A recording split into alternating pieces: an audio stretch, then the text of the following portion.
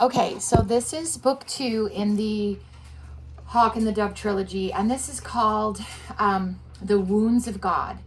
And this has an opening section that I wanted to go ahead and read to you.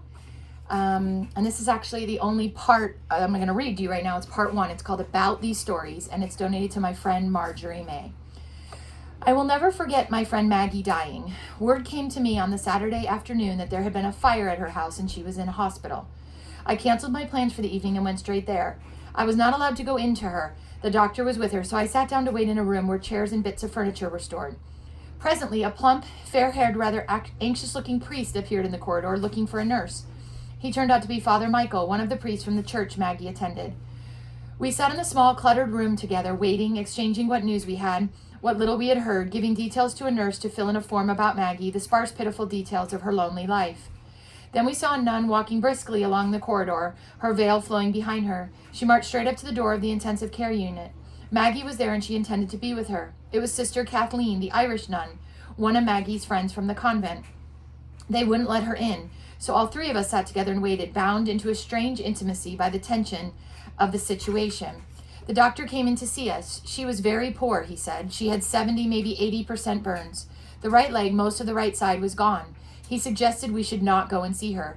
The nurse agreed with him. It was not a pleasant sight, she said, even for a nurse. I felt glad enough to go along with the advice. What could we do after all? She was unconscious. The priest, also with some relief, agreed with me. Sister Kathleen said nothing. The doctor went away, saying he would bring us more news later. Not until he had gone did Sister Kathleen speak. Should you not anoint her, Father? Of course he had to. We found the nurse again and explained. There were prayers that must be said. She must be anointed, blessed, absolved before she died. Sister Kathleen said firmly that she would like to be there at Maggie's bedside to join them in the prayers. Me too. I knew it then. Just to creep away would not do. The nurse said she would go and ask. Where did Father want to anoint her? The forehead, he explained, was the usual place. The nurse looked doubtful. There's not much of her forehead left, she said. She went away and returned a moment later. Yes, there was a little place. It would be possible. The priest and I looked at each other. He did not speak, but there was a sort of barely perceptible wobbling about his face. I don't know what Sister Kathleen was feeling. We trailed in the wake of her intrepid resolution through the ward into the side ward where Maggie lay on her back under a sheet. Only her face was showing, and she was attached to all the tubes and drips of intensive care. I don't know what I expected to see. I thought she would look like a piece of toast from what they said. It was Maggie, that's all. Maggie with her face swollen and her hair singed, some of her skin burned away, the rest of it discolored, but it was Maggie. I could see her soul. I don't mean my eyes saw a shining thing or anything like that. I mean that my spirit perceived, knew, beheld the childlike sweet reality of Maggie's real self, radiating from the still, burned body on the bed. Father Michael anointed her, and we said the prayers and went home.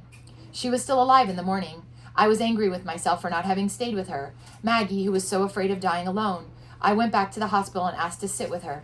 You can hold her hand, said the nurse. Sit on this side. There's a bit more of this hand left. Again, the cold, sick clutch of horror. What would it look like, the remains of that hand? The nurse lifted the sheet, and there it was, Maggie's hand. That's all it was. It was her hand. Burned, yes, and a lot of the skin gone, but it was Maggie's hand, and I held her hand till she died. I've always been grateful for the clear-headed courage of that Irish nun, not discouraged by medical professionals or intimidated by unfamiliar territory and the instincts of fear and dread, remembering the human essentials. Maggie needed us. She needed us, and she needed God, and in some strange way those needs were not separate but the same. I walked away from the hospital down to the sea, wanting to be by myself, not ready to go home yet. I watched the waves crashing onto the pebbles as the tide came in, seeing and yet not seeing the foam and surge of the sea, half there and half still standing in the presence of death's mystery, fear, reverence, awe. My lips still remembered the cold, dead brow I had kissed in farewell. My eyes still saw the sharp outline of her face, no longer softened by color or blurred by the constant undercurrent motion of breath, pulse, life. Once, just once, the fingers of her hand had moved while I held it, while the respirator still held together the last shreds of her life's breaking thread. Had she heard my voice? Talking so quietly, not wanting the nurse to hear? Forgive us, Maggie. Oh, forgive us. Maybe things would have turned out differently if I had stayed with her. Been there to avert the last fatal stupidity, the spilt brandy, the dropped cigarette. I don't know. I wished I still had my mother to talk it over with. Mother always understood my questions, spoken or unspoken, and my grieving, even this grief all numbed by regret. I remember how I used to come home to her with my troubles when I was a girl, and she always understood. I picture her now in the kitchen, washing up maybe, or slicing potatoes, or stirring custard. She would listen quietly, and as often as not, she would ponder my words for a few moments, then say, I know a story about that.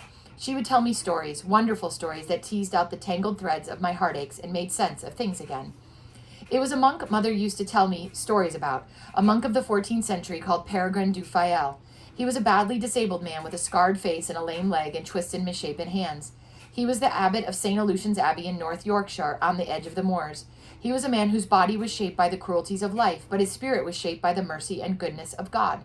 He couldn't do much with his broken hands, but he discovered that there were some precious and powerful things that could be done only by a man whom life had wounded badly. He was loved and honored by the brothers who served God under him, and there were many stories told of his dealings with them, the things he said and did. These stories were never written in a book, but they have been passed down by the women in my family from one generation to another. The one who first collected the stories was a woman like him. In actual fact, although he kept this to himself, she was his daughter. Before he entered the monastic life, he had a love affair and unwittingly left his sweetheart expecting a baby. The baby, Melissa, was brought up by her mother and stepfather, and not until she was a young woman did she accidentally come across Abbot Peregrine, her real father. Finding him brought a sense of completion and belonging, and she used to visit him in the monastery and grew to love him very much, treasuring the stories about him that she gathered from the monks. One of the stories they liked to tell her was the story of his name. His name in religion, the name his abbot had bestowed on him when he took his first vows and severed himself from all that he had been up until then, was Columba. It is a Latin word for a dove. The abbot had been named Peregrine by his mother because even as a baby it had been evident that he was going to inherit his father's proud, fierce, hawkish face, and he did. The brothers of Abbot Peregrine's monastery found the incongruity of the name Columba very amusing. They called him Peregrine, his baptismal name. They thought it fitted better. Melissa liked that story too, but she liked it because she saw both in him, the hawk and the dove. He was fierce and intimidating at times, it was true, but there was also a tenderness and a quality of mercy about him that he had learned in the bitter school of suffering. Columba had been a good choice after all. My name is Melissa. It is a family name. There has been a Melissa every now and then in our family for hundreds of years, since Abbot Peregrine's daughter. The last one before me was my mother's great-grandmother. She died the year I was born, and Mother didn't want the name to die out in our family, so I was christened Melissa too. I don't know what she'd have done if I'd have been a boy. The stories in the name were passed down through our family, grandmother to granddaughter, all the way to my mother's great-grandmother, hundreds of years.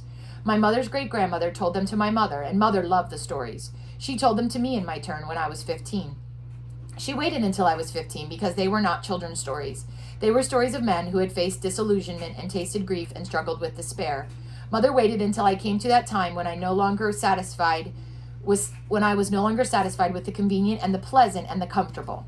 When I had seen enough of the shifting sands of appearances and wanted to stand firm on the truth.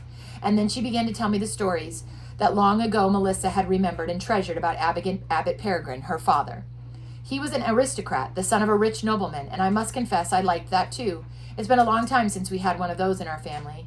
My own mother and father had never had 2 pennies to rub together, but that might have been because, with more faith and wisdom, they had 5 children. When I was 15, my sister Therese was 16, and my little sisters Beth and Mary were 8 and 6. My youngest sister Cecily was only 3 then, but she certainly made her presence felt. Daddy said she was like an infant Valkyrie, I don't know that word, Valkyrie, and the words failed Mother to describe her adequately. She would just shake her head in silence. All 3-year-olds are a force to be reckoned with when they get going, but I've never met anyone like my sister Cecily. She's not all that much different now, actually. We lived in a small terraced house near the sea, which is the place my mind goes back to when I tell these stories. The stories Mother first told me there, the year I was 15. My sisters liked stories too, but not as much as Mother and I did. We lived with one foot in reality and one in fantasy, and sometimes we forgot which foot was which. I still do. I went to school at a girls' high school. I've heard it said that school days are the best days of your life, but the best days of my school days was the day I walked out of the gate for the last time and turned my back on it forever. I used to feel as though my life was made up of weekends separated by deserts of weekdays, a bit like the beads on a rosary that come in clumps separated by bald stretches of chain. Perhaps I was a difficult person to teach. Well, I know I was. They left me in no doubt about that. But if I gave my teachers trouble, it was nothing to the misery they caused me. Have you ever been given one of those horrid joke presents, a big, inviting, exciting box, which when you open it contains only another box, and inside that another box, right down to the last one, which has nothing inside? That's how my school days were. Day led onto day, a meaningless, hollow emptiness. The promise of learning no more than academic exercises wrapped around nothing. I can see my headmistress's face now, the permed waves of gray hair rising from the domed forehead above those eyes that so remarkably resembled a dead cod, and the sort of embossed, crippling armor she wore under her academic gown. And I've never seen that word before either. Crimpline, Crimplene. I learned very little. I have no idea where the Straits of Gibraltar are, and not until last weekend did I learn the square root of 900. But the day I opened the last package in the sequence and found it was an empty joke, I mean the day I pulled up the drawbridge of my soul forever and never learned another thing from those teachers, though I was at the school 2 years more, was the day I got my English exam result. I was not good at many things at school, but I was good at English, and I knew I was. I tried my best in the exam, and I hoped I'd done well. When the results were given out, I had gotten a 54%, which just scraped a pass. I can remember it now, sitting in the classroom, the wooden desks with their graffiti, the high Victorian windows, and the teacher explaining to me that she'd given me no marks at all for the content of my exam. She'd given me marks for my punctuation and for my spelling, but that was all, because the content was, she felt, immoral. She had thought, she said, when she began to read it, that it was going to be a love story, but it turned out to be about God.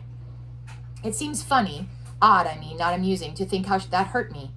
Then, how the shutters of my soul closed for good against the school that day.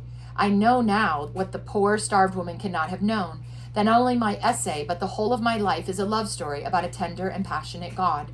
So my life was lived in the evenings and at weekends, and the greater part of my education was not geography or mathematics, but the wisdom of my mother that she taught me, wrapped up in stories her great-grandmother Melissa had taught her. And here are some of those stories.